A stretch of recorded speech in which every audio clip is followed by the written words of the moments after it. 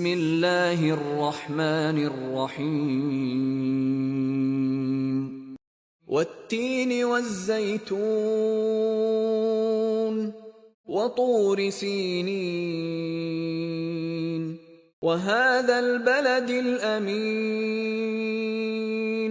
لقد خلقنا الإنسان في أحسن تقويم ثم رددناه أسفل سافلين إلا الذين آمنوا وعملوا الصالحات فلهم أجر غير ممنون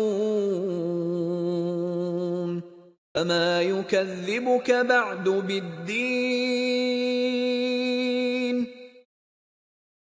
أليس الله بأحكم الحاكمين